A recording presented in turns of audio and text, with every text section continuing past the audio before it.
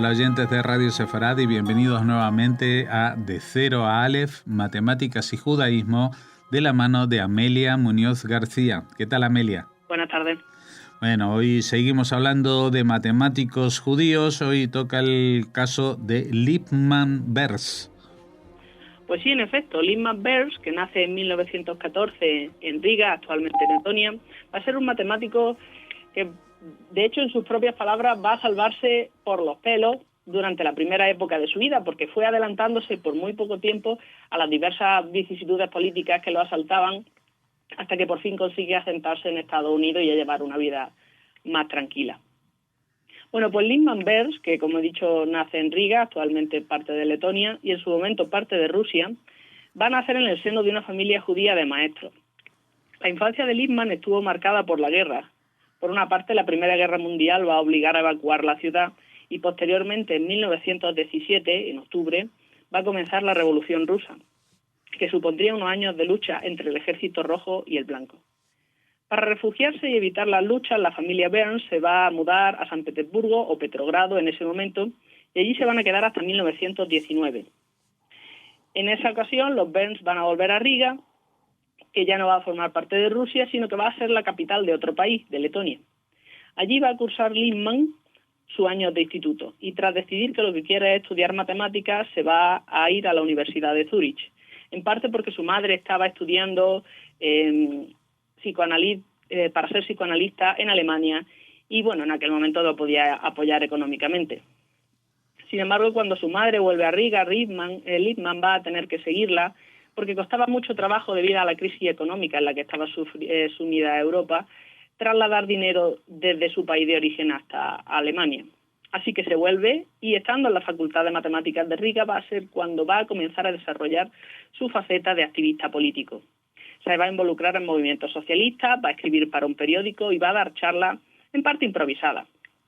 Todo ello se va a acabar tras el golpe de Estado del 15 de mayo de 1934, por parte del primer ministro Karlis Ulmanis, que va a suspender la Constitución, disolver las Cortes, eliminar los partidos políticos y cerrar los periódicos no gubernamentales. Claro, una vez que Ulmanis toma el control en Letonia, va a dictar órdenes de detención contra unos 2.000 ciudadanos que estaban involucrados en movimientos de izquierda, siendo Lippmann uno de ellos. Con un miedo justificado a lo que podía sucederle una vez que lo detuvieran, Lippmann y su futura esposa, Mary Kagan, se van a fugar, primero a Estonia y después a Checoslovaquia, donde van a sentarse en Praga, y allí Lippmann va a alcanzar una paz temporal, podríamos decir. Va a acabar su estudio y va a obtener el doctorado en 1938 y también se casa. El doctorado va a ir sobre funciones armónicas, que era sobre lo que Lippmann había estado trabajando durante ya cierto tiempo. Claro, en 1938 Lippmann y su familia han de volver a darse a la fuga, entre comillas, ya debido al acuerdo de Múnich, que le permite a la Alemania nazi anexionarse gran parte de Checoslovaquia. Lippmann va a pedir en su momento un visado para cursar estudios postdoctorales en París, que le va a ser concedido, y prácticamente sobre la marcha va a estar rellenando los papeles cuando llega a París para un visado para Estados Unidos. De hecho, los Bers van a abandonar París solo 10 días antes de que cayera en manos alemanas, y van a partir poco después desde Marsella a Nueva York. En Nueva York, Lippmann va a reunirse con su madre, que ya estaba allí viviendo, y se va a pasar aproximadamente 2 años en paro. Pues a pesar de que era un matemático excepcional, la cantidad de matemáticos y otros científicos que estaban abandonando Europa a toda prisa era tal que los países de acogida, y en particular Estados Unidos, no van a poder absorberlos de golpe. Sin embargo, Lippmann va a seguir investigando por su cuenta y, de hecho, va a conseguir un puesto en 1942 en la Universidad de Brown. Y la verdad es que va a tener bastante suerte porque va a esquivar por poco las restricciones sobre personal extranjero que van a instituirse en las universidades americanas y que limitan a un 4% el número de puestos de los no estadounidenses que se pueden ocupar. En Brown University, Lippmann va a trabajar como instructor investigador y además va a colaborar en los esfuerzos de guerra, estudiando el flujo de fluidos subsónicos dodimensionales, cuya aplicación estaba en el diseño de aviones, o en particular a la de aviones, capaces de alcanzar altas velocidades. Bueno, pues la guerra acaba y Lippmann va a obtener un puesto en la Universidad de Siracusa, en Nueva York, donde primero es profesor asistente y después va a ser profesor asociado. Allí va a pasar unos 6 años, 6 cursos, entre 1945 y 1951. Y va a ser estando en Siracusa que va a llevar a cabo su descubrimiento más notable en la rama de análisis complejo, en particular en el estudio de singularidades en ecuaciones diferenciales parciales, que definen superficies minimales. Para que nos hagamos una idea, una superficie minimal va a ser aquella que tiene localmente área mínima. Esto es equivalente a decir que tiene curvatura media nula. De hecho, nosotros en casa podemos conseguir superficies minimales sumergiendo un alambre que forme una curva cerrada, lo que se llaman bastidores de alambre, en agua con jabón. Al sacarla, lo que sacamos es una película de jabón que va a tomar forma de la superficie mínima, con superficie mínima, ocupando en la curva cerrada que va a formar el alambre.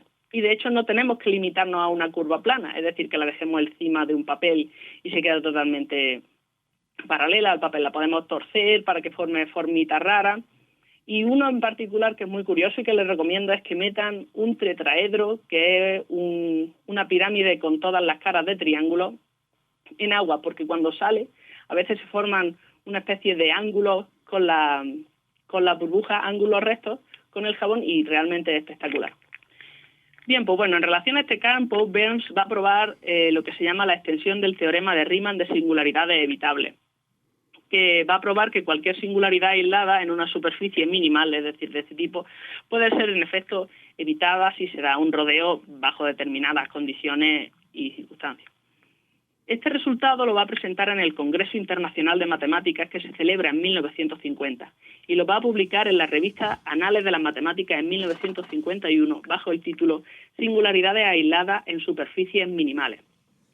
Gracias en parte a esto va a ser nombrado miembro del Instituto de Estudios Avanzados en Princeton, donde va a dar un giro al campo de estudio y va a comenzar a estudiar teoría de Teichmüller, funciones pseudoanalíticas y grupos de Klein. Bueno, si le suena el nombre de Teichmüller es porque este hombre fue un matemático nazi que se dedicó, entre otras cosas, a hacerle la vida imposible a Hausdorff, un matemático judío de Alemania. La ironía no se le pasa a Burns por alto, pero él mismo era el que decía que básicamente las matemáticas eran demasiado bellas y demasiado elegantes como para que la lacra de Teichmüller pudiera empañarlas.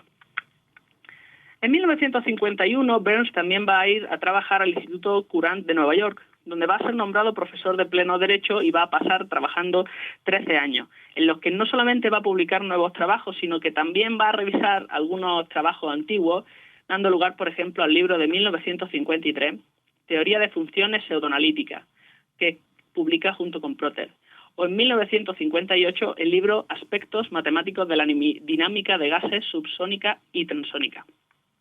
Va a ser también en 1958 cuando Burns va a anunciar en el Congreso Internacional de Matemáticas de Escocia que ha encontrado una nueva prueba del teorema de Riemann sobre cartas, usando tanto análisis como lo que había estado aprendiendo sobre geometría desde el comienzo de los años 50 y unificándolas entre comillas para demostrar este teorema.